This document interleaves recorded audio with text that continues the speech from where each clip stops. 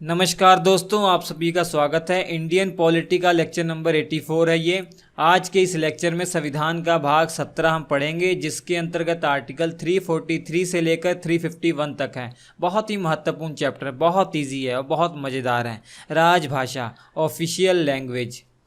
तो चलिए इसकी शुरुआत करते हैं। लेकिन इससे पहले जो संविधान के भाग 16 आपको पढ़ा दिए गए हैं, क्या आपने पढ़ लिए कि नहीं? अगर पढ़ लिए तभी आगे बढ़िएगा, ठीक है, तभी आपको आनंद आएगा। चलिए शुरुआत करते हैं। संविधान का भाग 17, राजभाषा। हमारा जो कोर्स है ये समाप्ति की ओर है। राजभाषा शुरुआत करते हैं। देखिए, राजभाषा का मतलब क्या है? सबसे पहला प्रश्न तो यही उठता है। राजभाषा का मतलब होता है राजकाज की भाषा, अर्थात जिस भाषा में सरकारी कामकाज होते हैं उसी को राजभाषा कहा जा रहा है। ठीक है, जिस भाषा में सरकार सारे काम करती है वही क्या है? राजभाषा है। तो राष्ट्रभाषा क्या है ये भी दिमाग में आ रहा होगा, अर्थात नेशनल लैंग्वेज क्या है? नेशनल लैंग्वेज किसी देश की वो लैंग्वेज होती है जिसे वहाँ के रहने वाले सभी लोग समझें, बोलें, वो नेशनल लैंग्वेज होती है। ज़्यादातर होता ये है किसी देश की जो राजभाषा होती है और राष्ट्रभाषा वो दोनों एक ही होती है। ज़्यादातर देशों में नेशनल लैंग्वेज और जो ऑफिशियल लैंग्वेज है वो एक ही अपना ली जाती है। लेकिन कुछ कंट्रीज़ ऐसी हैं जिनकी ऑफिशियल लैंग्वेज अलग है और उनकी नेशनल लैंग्वेज अलग है। तो भारत के केस में क्या आपको मालूम है कि भारत की राष्ट्रभाषा कौन सी है? आपको जानकर हैरानी होगी कि भारत ने अभी तक संवैधानिक तौर पर किसी भी नेशनल लैंग्वेज को नहीं अपनाया है, अर्थात किसी भी भाषा को नेशनल लैंग्वेज के रूप में स्वीकार नहीं किया गया है। बहुत स्टूडेंट को गलतफहमी होगी कि हिंदी हमारी राष्ट्रभाषा है, लेकिन ये गलत है। संवैधानिक तौर पर अभी हिंदी को राष्ट्रभाषा का दर्जा नहीं मिला है। ठीक है, ये तथ्य आपके लिए जानना जरूरी है। फिलहाल छोड़िए, राष्ट्रभाषा के बारे में तुम चर्चा ही नहीं कर रहे हैं, राजभाषा के बारे में चर्चा कर रहे हैं। ऑफिशियल लैंग्वेज अर्थात जिस भाषा में सरकारी कामकाज होंगे वो ऑफिशियल लैंग्वेज है। केंद्र सरकार जिस भाषा में कामकाज करेगी वो केंद्र की राजभाषा हो जाएगी। वैसे ही राज्य की जो सरकारें हैं जिस भाषा में कामकाज करेंगी वो राज्य की राजभाषा हो जाएगी। अब जब हमारा संविधान बन रहा था तो हमारे संविधान बना कौन रही थी? संविधान सभा। संविधान सभा जब हमारा संविधान बना रही थी तो वहाँ पर ये प्रश्न उठा कि केंद्र की अर्थात संघ की राजभाषा क्या होनी चाहिए।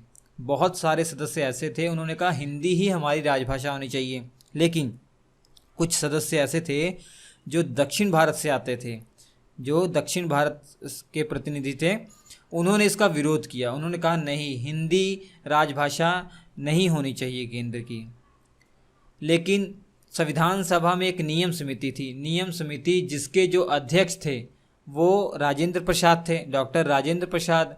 अब इस समिति ने पूरे विवरण के बाद, पूरी चर्चा के बाद ये फैसला लिया कि राजभाषा के रूप में हमें हिंदी को ही स्वीकार करना चाहिए। ठीक है, अभी तक संवैधानिक दर्जा नहीं दिया गया था, बस ये इन्होंने एक हिंदी के पक्ष में अपना निर्णय दिया था। तो उसके बाद संविधान सभा में पूरा माहौल ख़राब हो गया, वहाँ पे विरोध होने लग गया। उसके बाद दो सदस्य थे, एक के.एम. मुंशी थे और एक गोपाल कृष्ण अयंगर। इन दोनों ने एक सलाह बनाई और कुछ शर्तों के साथ हिंदी को राजभाषा स्वीकार करने के लिए कहा, तो सभी सदस्य लगभग तैयार हो गए थे। तो मुंशी अयंगर फॉर्मूले के अंतर्गत 14 सितंबर 1949 को हिंदी को राजभाषा के संवैधानिक दर्जा दे दिया गया। हिंदी को राजभाषा का संवैधानिक दर्जा कब मिला? 14 सितंबर 1949 को। इसी कारण तो 14 सितंबर को हम हिंदी दिवस के रूप में मनाते हैं, आपको मालूम होना चाहिए। तो संविधान सभा ने 14 सितंबर 1949 को हिंदी को राजभाषा का संवैधानिक दर्जा दे दिया, कुछ शर्तों के साथ। वो शर्तें क्या थी वो आने वाले आर्टिकल्स में आपको मालूम पड़ जाएंगी। आर्टिकल 343 में वो मालूम पड़ जाएगा। ठीक है, तो चलिए महत्वपूर्ण आर्टिकल्स की ओर बढ़ते हैं। देखिए, अभी तक आपको हमने ये बताया था कि राजभाषा के लिए आर्टिकल 343 से 351 तक हैं। अब इन आर्टिकल्स को हम 4 भागों में पढ़ेंगे। ठीक है, 4 भागों में चर्चा करेंगे तो आपके लिए आसानी होगी। सबसे पहला, संघ की भाषा, अर्थात आर्टिकल 343 और 344 में इन 2 आर्टिकल्स के माध्यम से संघ की भाषा के रूप में हम जो भी उपबंध है वो पढ़ेंगे। उसके बाद दूसरे पार्ट में जो प्रादेशिक भाषाएं हैं, रीजनल लैंग्वेज, अर्थात राज्यों की जो राजभाषाएं हैं उनसे संबंधित जो आर्टिकल्स हैं, आर्टिकल 345, 346 और 347, ठीक है, ये 346 है, 346, 347 तीन आर्टिकल्स। उसका सुप्रीम कोर्ट और हाई कोर्ट में क्या भाषाएं प्रयोग की जाती हैं, इनसे संबंधित दो आर्टिकल पढ़ेंगे, आर्टिकल 348, 349, और कुछ विशेष निर्देश दिए गए हैं इन आर्टिकल्स में। वो आर्टिकल्स हैं 350 और 351। तो सबसे पहला पार्ट हम शुरू करते हैं संघ की भाषा, जिसमें आर्टिकल 343 और 344 आता है, ठीक है। लेकिन आगे बढ़ने से पहले बता दूं, अगर इंडियन पॉलिटी को अपना फेवरेट सब्जेक्ट बनाना चाह रहे हैं तो इस नोट्स को ज़रूर ले लीजिए। ये नोट्स आपको हमारी वेबसाइट पर मिल जाएंगे। वेबसाइट का लिंक इस वीडियो के डिस्क्रिप्शन में दे दिए गए हैं, ठीक है। और ये वेबसाइट का लिंक देखिए आपके सामने है, www.shrieducation.in। वहाँ पे आप जाकर इसे परचेस कर सकते हैं। और कोई भी डाउट हो, परचेस नहीं कर पा रहे हैं, तो हमें आप कांटेक्ट कर सकते हैं व्हाट्सएप के द्वारा। ये स्क्रीन पर नंबर लिखा आ रहा है। तो चलिए आगे बढ़ते हैं। तो सबसे पहला आर्टिकल है आर्टिकल 343। आर्टिकल 343 में क्या कहा गया? आर्टिकल 343 में पहली बात ये कही गई है कि हिंदी जो होगी वो संघ की राजभाषा होगी। बहुत ही आसान है, हिंदी क्या होगी? संघ की राजभाषा होगी, और इसे देवनागरी लिपि में लिखा जाएगा। अर्थात लिपि कौन सी होगी? संघ की लिपि देवनागरी होगी। लेकिन जब संख्या को लिखा जाएगा वो इंटरनेशनल प्रयोग करेंगे हम, ठीक है। जो संख्या है आप प्रयोग करते हैं 1, 2, 3, 4, ये इंटरनेशनल संख्या पद्धति है, इसका हम प्रयोग करेंगे, ठीक है। वो प्रयोग नहीं करेंगे हिंदी वाला, जो 1 ऐसे लिखा जाता है, 2 ऐसे लिखा जाता है, 3 ऐसे लिखा जाता है, 4 ऐसे लिखा जाता है, इसका प्रयोग नहीं करेंगे, ठीक है। इंटरनेशनल जो संख्या है उसका हम प्रयोग करेंगे। तो पहली बात ये कही गई थी। लेकिन दूसरे ही क्लॉज में ये कह दिया गया कि संविधान लागू होने के 15 वर्षों तक सभी सरकारी कामकाज अंग्रेजी भाषा में प्रयोग होते रहेंगे। तो इसी शर्त के साथ संविधान सभा में ये मुद्दा जो है वो ठंडा हुआ था, सब शांत हुए थे, सब माने थे। वो क्या था? भले ही हिंदी को संघ की राजभाषा के रूप में स्वीकार कर लिया गया है, लेकिन जब हमारा संविधान लागू होगा उसके 15 वर्षों तक जो सरकारी कामकाज होंगे वो अंग्रेजी भाषा में होंगे, हिंदी में नहीं होंगे, वो अंग्रेजी भाषा में होंगे। अर्थात अंग्रेजी को 15 वर्षों के लिए राजभाषा स्वीकार कर ली गई थी। लेकिन तीसरे क्लॉज में ये कह दिया गया कि जो 15 वर्ष का जो समय है, अगर इसके बाद भी संसद को लगता है कि अंग्रेजी का प्रयोग होना चाहिए तो उसके लिए विधि बना सकती है, ठीक है। अगर संसद को लगे कि 15 वर्षों के बाद भी अंग्रेजी की ज़रूरत है, अंग्रेजी भाषा का ज़रूरत है, तब उसके लिए संसद कानून बना सकती है और इसका समय बढ़ा सकती है, कोई प्रॉब्लम नहीं। तो संसद को जो अधिकार दिया गया था उसका प्रयोग किया संसद ने। कब किया? 1963 में किया। राजभाषा अधिनियम 1963 आया। अब राजभाषा अधिनियम 1963 क्या था वो देख लेते हैं।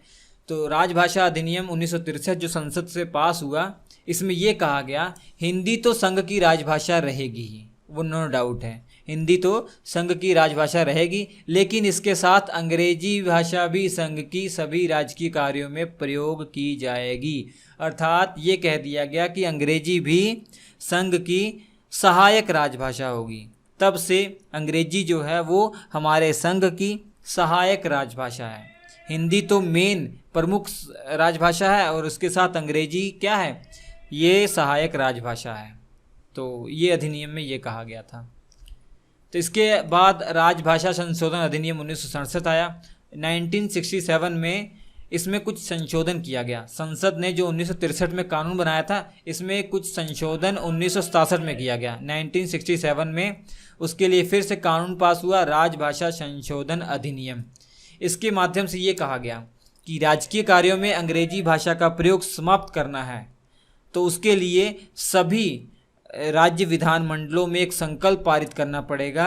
जिन विधानमंडलों में हिंदी भाषा का प्रयोग हो रहा है, जिन राज्यों में हिंदी भाषा का प्रयोग हो रहा है, उन राज्यों की विधानमंडलों को एक संकल्प पारित करना पड़ेगा और कहना पड़ेगा कि वो अब हिंदी का इस्तेमाल करेंगे, अंग्रेजी का इस्तेमाल नहीं करेंगे। तब जाकर अंग्रेजी को सहायक राजभाषा के रूप में हटाया जा सकता है। अगर किसी एक राज्य ने भी मना कर दिया कि हिंदी वो मुख्य रूप से राजभाषा नहीं स्वीकार करेंगे, अर्थात अंग्रेजी को वो नहीं छोड़ेंगे, तो अंग्रेजी हमारी सहायक राजभाषा बनी ही रहेगी। तो आपके दिमाग में क्लियर हो गया होगा कि अब तो ऐसा करना मुश्किल ही है, ऐसा सिचुएशन आना कि सारे राज्य A to Z, भारत के जितने भी 28 राज्य केंद्र शासित प्रदेश, सभी राज्य जहाँ विधानसभा है, वो सभी राज्य और केंद्र शासित प्रदेश अपने विधानसभा में या जहाँ जहाँ विधान परिषद भी आया था, विधानमंडल में ये संकल्प पारित कर दें कि वो अब हिंदी को राजभाषा के रूप में स्वीकार करेंगे और अंग्रेजी को स्वीकार नहीं करेंगे। तब जाकर अंग्रेजी का नामो निशान समाप्त किया जा सकता है राजभाषा के रूप में, उससे पहले नहीं। तो ऐसा होना मुश्किल है। तो हम कह सकते हैं अनंत समय के लिए, अनिश्चित काल के लिए हमने अंग्रेजी को स्वीकार कर लिया है, अंग्रेजी को राजभाषा के रूप में स्वीकार कर लिया है। ठीक है, तो उसके बाद आता है आर्टिकल 344। आर्टिकल 343 आपको समझ में आ गया। अब आर्टिकल 344, इसमें क्या कहा गया है? इसमें राजभाषा आयोग और संयुक्त संसदीय समिति के गठन की बात की गई है। देखिए, दो चीज़ें हैं। पहला, राजभाषा आयोग के गठन की बात इसमें की गई है, उसके बाद संयुक्त संसदीय समिति के गठन की बात की गई है। तो पहला क्लॉज ये कहता है राजभाषा आयोग के बारे में। सबसे पहला क्लॉज आर्टिकल 344 का ये कह रहा है कि जो राष्ट्रपति हैं वो संविधान लागू होने के 5 वर्ष बाद और उसके बाद से हर 10 वर्षों में राजभाषा आयोग का गठन करेंगे। अर्थात 1955 में पहला राजभाषा आयोग का गठन होना चाहिए, इसके बाद 10-10 वर्षों के अंतराल में 1965, फिर 1975, इस प्रकार से गठन होना चाहिए किसका? राजभाषा आयोग का।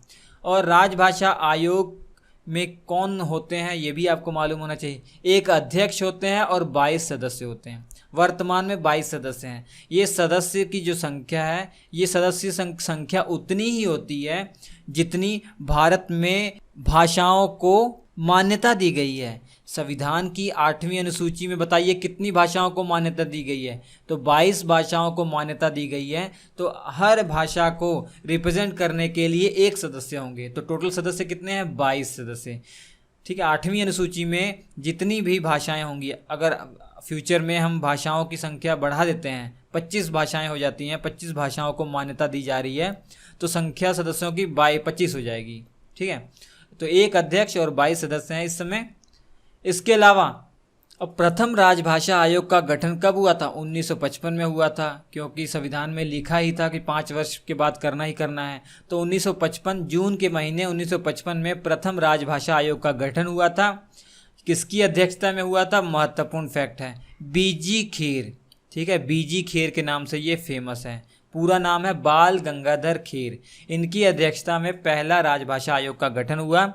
अब इन्होंने जो अपनी रिपोर्ट है वो 1956 में दी थी। इन्होंने अपनी रिपोर्ट 1956 में दी थी। आखिर जो राजभाषा आयोग है इसका गठन क्यों किया जाता है, क्या काम दिए जाते हैं इनको? तो ये सारी बातें आर्टिकल 344 के दूसरे क्लॉज में लिखी हुई हैं। इसमें ये कहा गया है कि आयोग के क्या कार्य हैं, राजभाषा आयोग का क्या कार्य है। पहला तो ये है कि आयोग को केंद्र के लिए ये सुझाव देना है कि हिंदी भाषा का अधिक से अधिक राजभाषा के रूप में किस प्रकार से जो प्रयोग किया जाए, ये सुझाव इनको देना है। और दूसरी बात ये है कि अंग्रेजी भाषा का कम से कम प्रयोग किया जाए राजभाषा के रूप में। ये कैसे होगा, इसके बारे में सुझाव देना है। और सुप्रीम कोर्ट और हाई कोर्ट में कौन सी भाषाएं किस तरीके से प्रयोग की जानी चाहिए, इसके विषय में सुझाव देना है। इसके अलावा केंद्र और राज्य के बीच में संवाद अगर हो, बातचीत हो, तो वो किस भाषा में हो, और 2 या 2 से अधिक राज्यों के बीच में जब बातचीत हो वो किस भाषा में हो। तो इसके विषय में भी इन्हें सुझाव देने का काम दिया गया है। इसके अलावा राजभाषा से संबंधित बाकी अन्य काम जो राष्ट्रपति इन्हें सौंपेंगे, ये भी इनको करना ही पड़ेगा। तो आयोग के ये कार्य हैं मुख्यतः। ठीक है, अब आयोग को जो कार्य दिया जाता है वो उस पर काम करते हैं और अपनी रिपोर्ट, अपनी जो सिफारिशें हैं, एक रिपोर्ट के माध्यम से राष्ट्रपति को देते हैं। अब राष्ट्रपति को रिपोर्ट देने की बात आर्टिकल 344 के तीसरे क्लॉज में लिखी हुई है कि जो राजभाषा आयोग है ये अपनी रिपोर्ट राष्ट्रपति को देते हैं। अब राष्ट्रपति को जो रिपोर्ट मिलती है वो किसको देते हैं, क्या आपको मालूम है? वो संयुक्त संसदीय समिति को देते हैं। अब बारी आई है संयुक्त संसदीय समिति के गठन की। तो आर्टिकल 344 के चौथे क्लॉज में ये लिखा हुआ है कि राजभाषा आयोग की अनुशंसाओं पर विचार करने के लिए एक संयुक्त संसदीय समिति ज्वाइंट पार्लियामेंट्री कमेटी का गठन किया जाता है। ठीक है, अब इसमें कितने सदस्य होते हैं? इसमें 30 सदस्य होते हैं। 20 सदस्य लोकसभा से होते हैं, 10 सदस्य राज्यसभा से होते हैं। अब याद रखिए, अब आपके दिमाग में क्लियर होना चाहिए कि जो संयुक्त संसदीय समिति है इसका गठन कब होगा? इसका गठन राजभाषा आयोग के गठन के बाद ही तो किया जाएगा, क्योंकि राजभाषा आयोग जो अपना कार्य करेगी उसके बाद अपनी रिपोर्ट राष्ट्रपति को देगी, तब जाकर राष्ट्रपति संयुक्त संसदीय समिति के गठन जब हो जाएगा उसको रिपोर्ट देंगे। वो रिपोर्ट संयुक्त संसदीय समिति को देते हैं।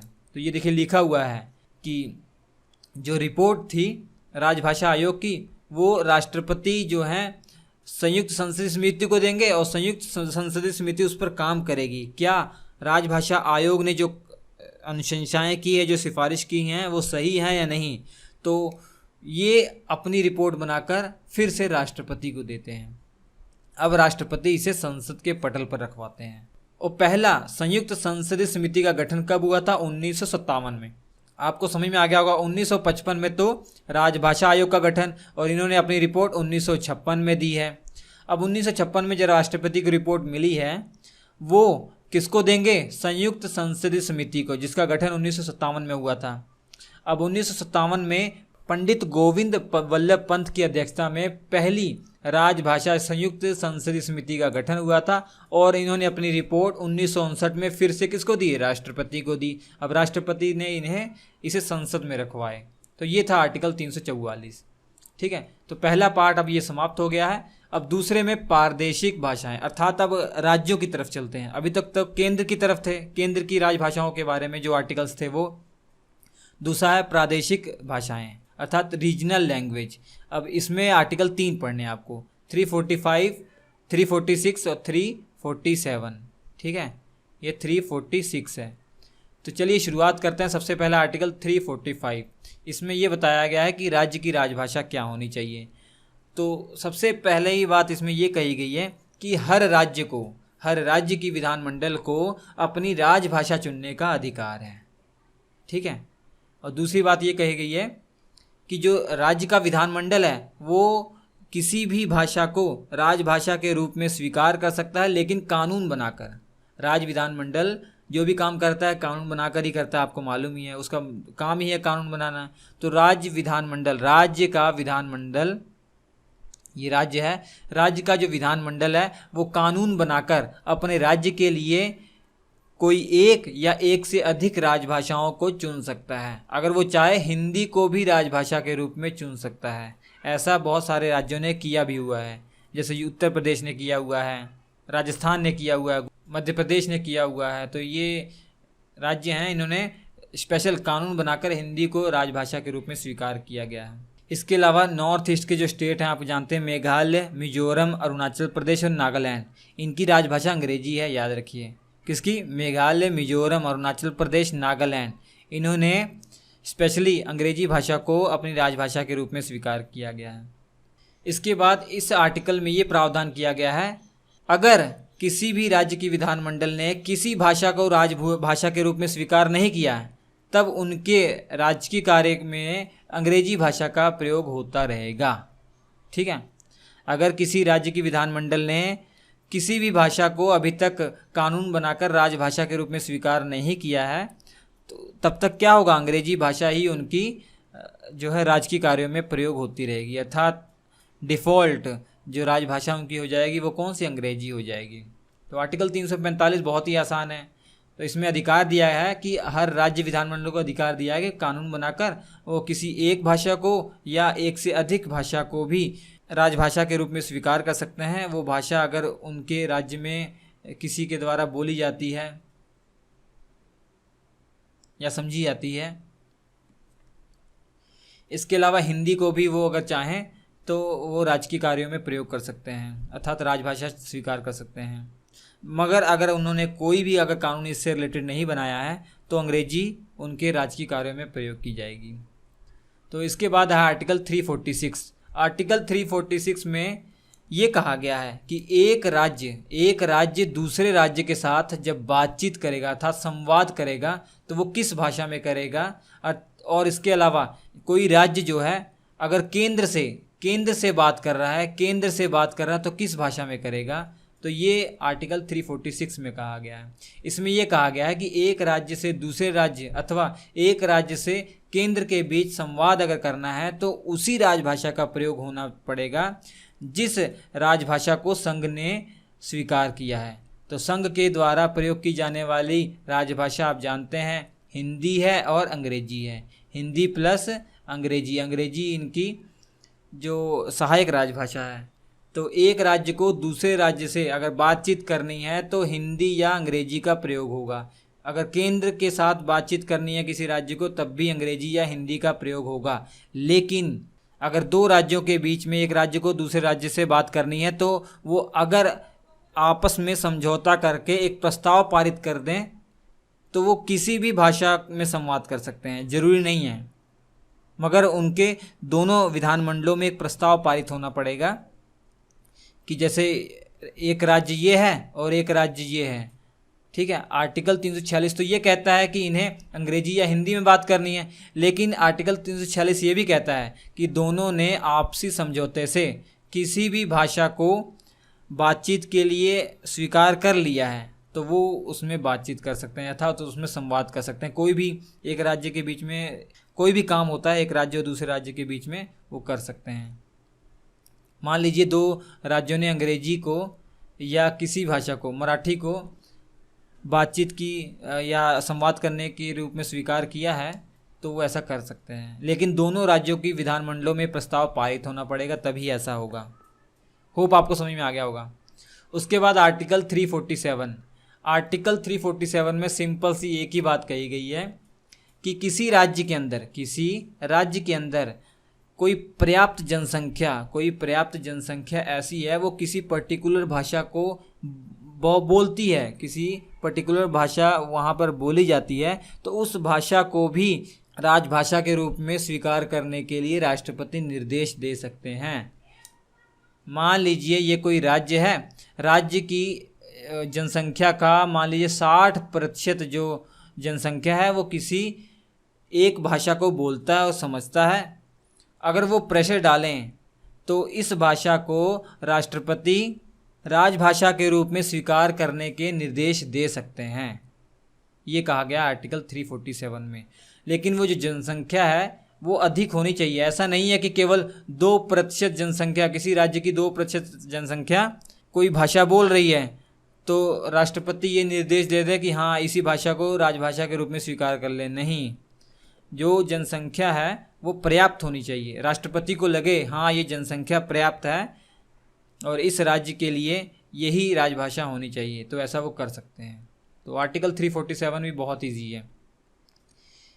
अब हम पढ़ेंगे सुप्रीम कोर्ट और हाई कोर्ट आदि में कौन सी भाषा प्रयोग होती है वो हम पढ़ेंगे। इसमें दो आर्टिकल आपको पढ़ने हैं, आर्टिकल 348 और 349। तो सबसे पहला आर्टिकल 348 है। इसमें यह कहा गया है सुप्रीम कोर्ट और हाई कोर्ट की सभी कार्यवाहियाँ अंग्रेजी भाषा में होंगी। सुप्रीम कोर्ट और हाई कोर्ट की जो सारी कार्यवाहियाँ हैं वो अंग्रेजी भाषा में होंगी। सिंपल सी बात ये कही गई है। लेकिन संसद को अधिकार है वो कानून बनाकर इसे बदल सकती है, जब चाहे कानून बनाकर इसे बदल सकती है। तो संसद ने सुप्रीम कोर्ट के केस में तो अभी तक कोई कानून नहीं बनाया।